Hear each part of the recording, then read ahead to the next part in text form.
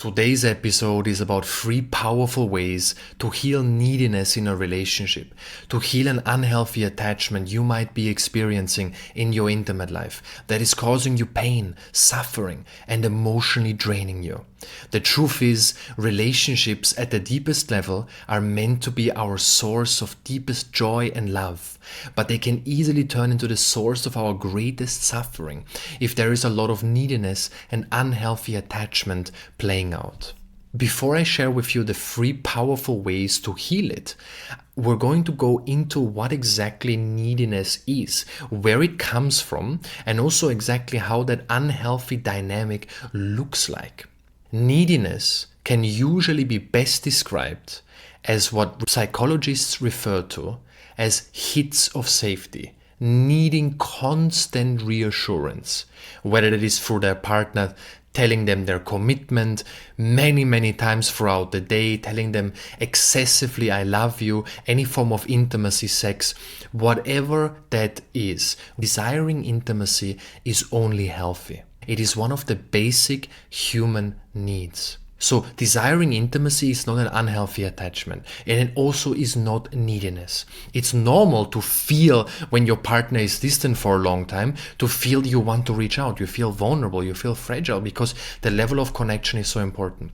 The difference here is when you experience strong neediness and an unhealthy attachment is that this reassurance is something you constantly seek from your partner, which is now really starting to interfere with the natural flow of intimacy, the beauty of a relationship, the magic of a relationship, right?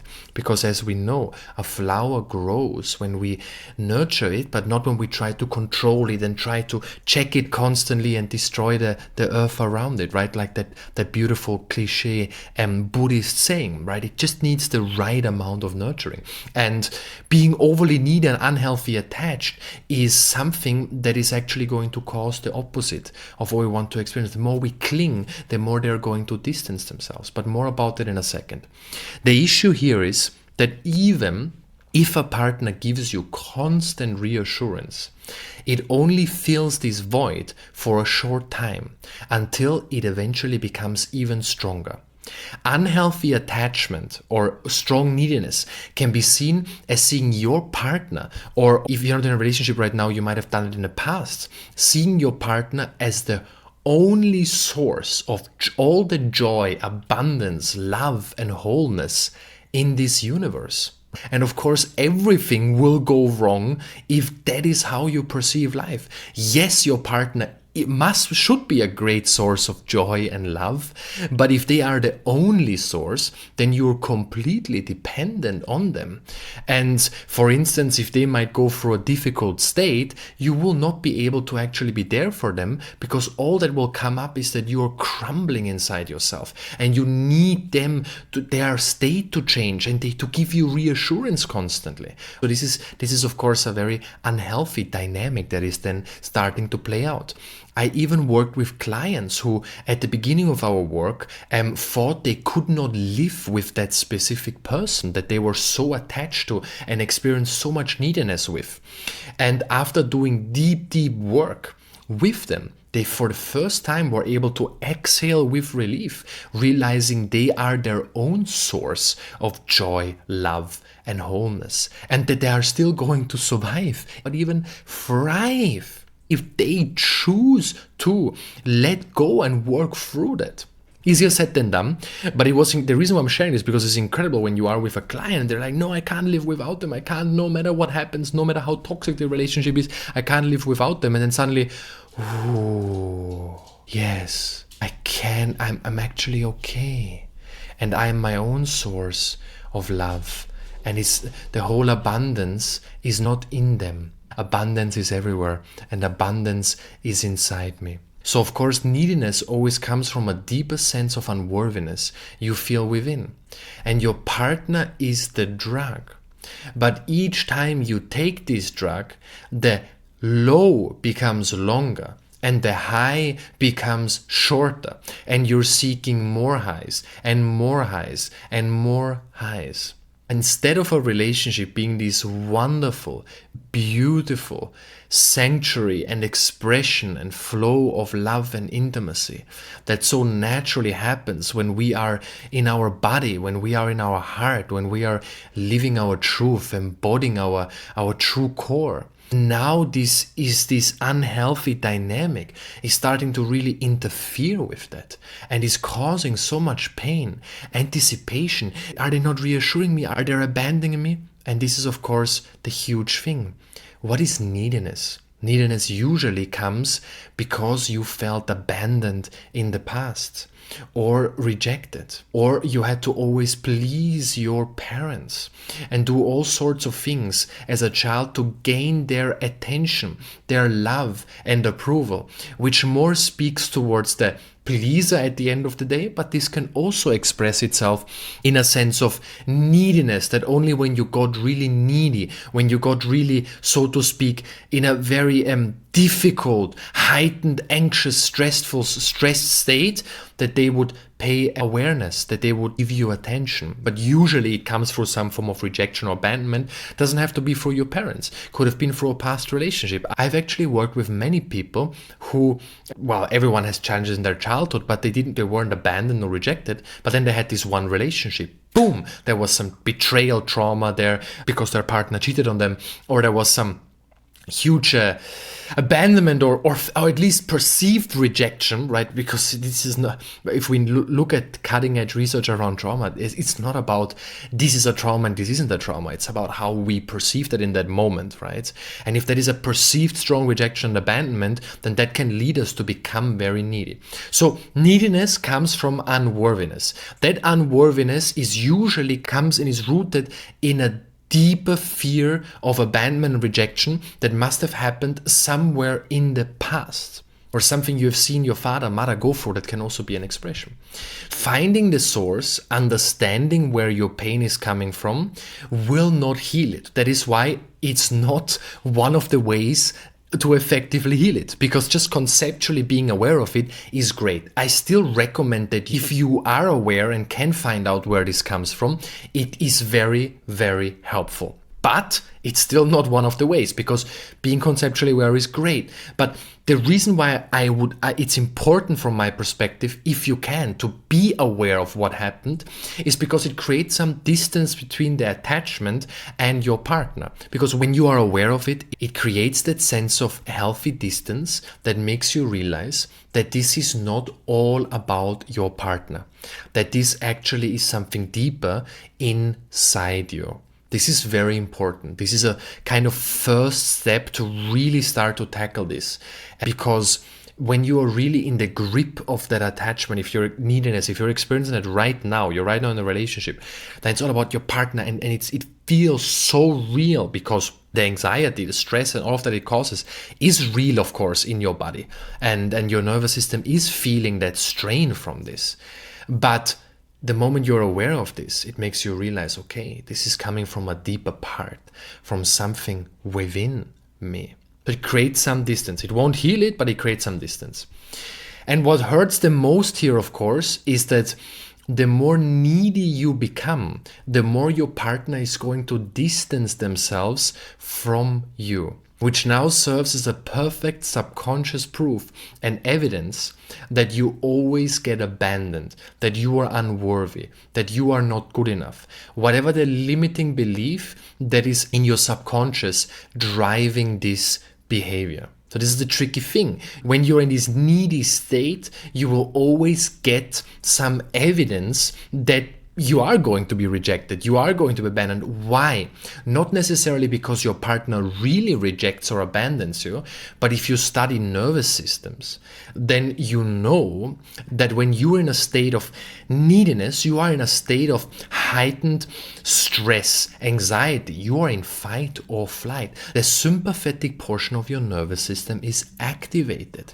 So you are communicating to your partner's nervous system that they need to protect themselves, that they need to run, so to speak. When we're talking about kind of, it was in the past, it was important when there's a tiger you want, and you see another person, you want to be able to read their body language. And here is where evolution has, so to speak, not caught up with us, because now we're always communicating with our partners and other people's nervous systems. And if you're in a state of high neediness in that moment, then you are communicating to your partner that they need to protect themselves.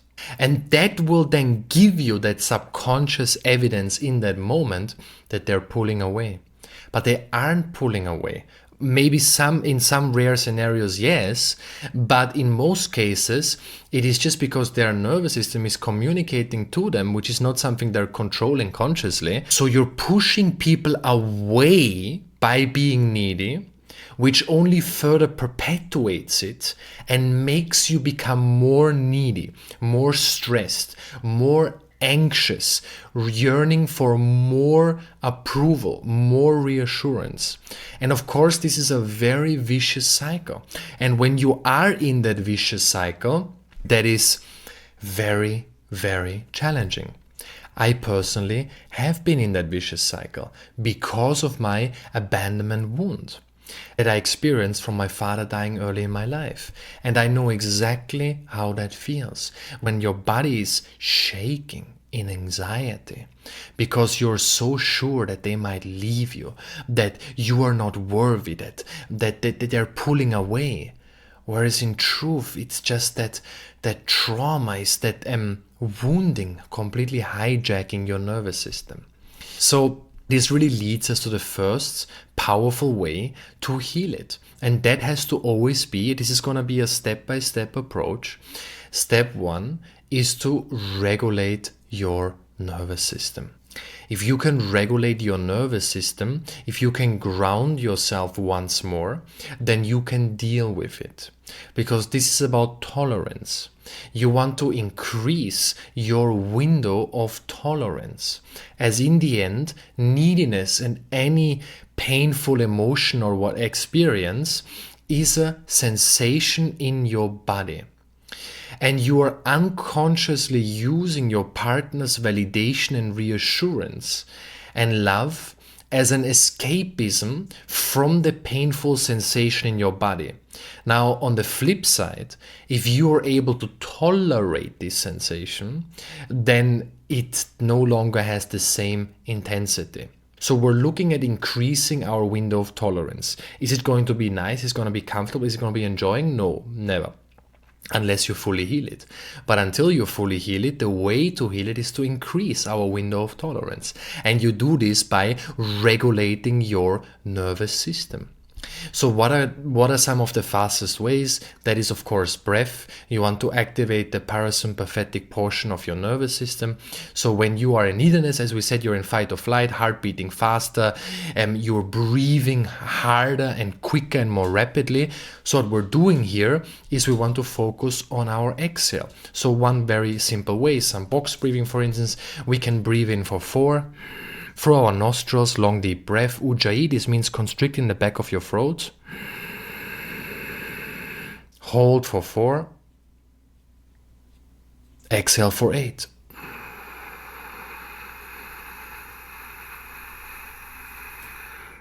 Especially when you're doing a long exhale like this through your nostrils, you will notice that at the beginning it might be difficult, but with time you need to, so to speak, time your exhale, because if you do it too rapidly, any of this, then you won't be able to do it in the kind of intervals of 4 seconds, then 4-second hold or 6-second hold, and then 8 seconds out.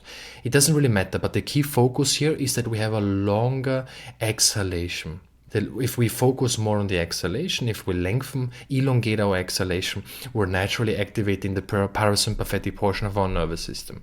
Now, when we are doing that for not once, but when we're doing this for a few minutes, it becomes impossible for our nervous system to stay in fight or flight. This is the power. This is the power. If you really fully focus and go into this, you can regulate your nervous system. This doesn't mean you will feel amazing and you will love it and you will suddenly say, oh, this is the best thing in the world. No, but it means you're increasing your window of tolerance and you're able to tolerate the sensation. And you need to teach and train your body to be able to tolerate the sensation of neediness, as this is how you heal for that rejection, abandonment, trauma or wounding or unworthiness that is at the core here.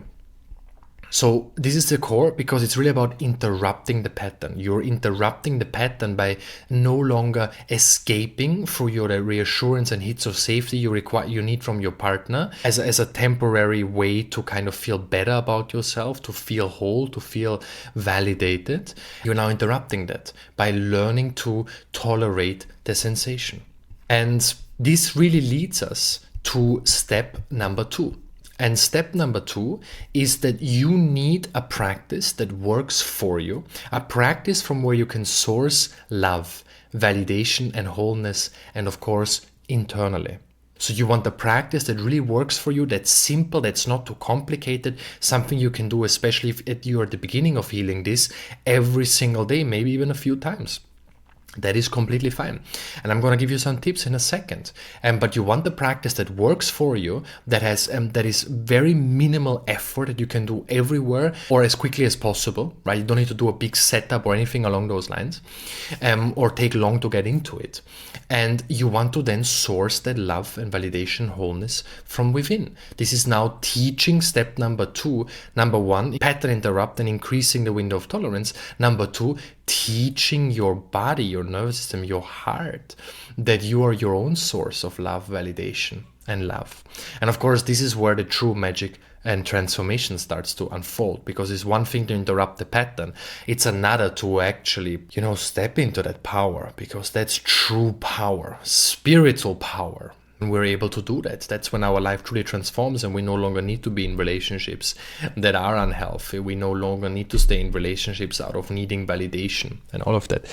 Because of course, through our neediness, we are very prone to stay too long in unhealthy dynamics because we feel like we can't be on our own and we can't be with the, sensation of that pain, of abandonment, of rejection that is playing out. So one of the things I recommend here is tapping. There is the emotional freedom technique, EFT tapping, which most of you might have heard about. There are many other versions of tapping. There's also energy tapping. So of course I teach about exact practices and how to do these things in my polarity program. This is my upcoming couples program, where you really learn how to create the deepest intimacy and polarity and connection possible. And a part of it is also learning how to regulate yourself, learning how to become your own source of validation and wholeness. So tapping is one of them. Doesn't matter which version, but allowing you to source that from within you. Then another one that I recommend here is heart breathing. So you can start to breathe deeply into your heart. You can sit down in a meditation, you can visualize your heart, you can bring your awareness into your heart and breathe deeply. Inhale, cultivating energy in your heart. Exhale, you visualize expanding this energy into the rest of your body, right? I teach deeper about this practice in my polarity program and other in-depth offerings, but for right now, just take a moment, bring your awareness into your heart. Breathe deeply into it, visualize guiding energy into your heart. Exhale through your nostrils, visualize and expand this energy from your heart and the rest of your body. If you do this for a few minutes, you will start to feel your heart more. You feel more connected to it, which means you start to connect with the love, the wholeness, the abundance that resides within you, that resides within your heart. And now from that state, you have not just interrupted the pattern, you have sourced that love and validation, wholeness within, and now you can relate to your partner in an entirely different and in a very conscious way, in the way you truly deep down want to show up. And this leads us to the final and last step, which involves communication, of course. So the first two are focusing on yourself, and the third is communication. So I invite you to be radically honest with your partner. Assuming you are in a safe relationship, share with them that right now you're feeling very needy. Bring it out in the open, and you can bring this even in a humorous way. Instead of it getting awkward by you being in the trap of that vicious cycle and you're needing approval and reassurance, bring it out in the open. That changes things. Say, you know what, I'm feeling so needy, and I'm really needing to hear I love you right now, and it's that's what's happening right now, right? But while this takes the pressure and intensity out of it, it kind of works through that awkwardness and disconnect that happens because you're operating from a place of wounding, but it really allows your partner in that moment to show up for you. And again, we don't want your partner to constantly need to reassure you endlessly, but it can help, and that is okay. But even more important is that when you see your partner being relaxed about it, laughing about it, not laughing at you, but laughing and saying, baby, you don't need to worry, I'm here, but it's totally fine if you feel that neediness, I understand. If you see the relaxation, it can make click suddenly inside, and you go, wait a moment, they're relaxed with this, they are loving me, they're accepting me as I am, even as I'm healing through this. And this can add so much beauty, so much more humor, and take so much more of the seriousness and intensity out of it. So really bring it out into the open. To conclude, step number 1, pattern interrupt, regulate your nervous system. What's the quickest way for elongating your exhale? Staying with that. You cannot stay in a fight or flight if you stay with a parasympathetic breathing for several minutes. Number 2, have a practice you always turn to where you can source your own love, validation, and wholeness from. And number 3, bring it out into the open. Disrupt the awkwardness and unconsciousness around it, and allow your partner to hold you as much as they can without overly, right? That's the danger, but as much as they can, still being healthy, and to hold you and accept you and love you in the process of you healing this. And then watch transformation take place. It might take a while because it is a deeper wounding and trauma, but that is fine. Be gentle with yourself.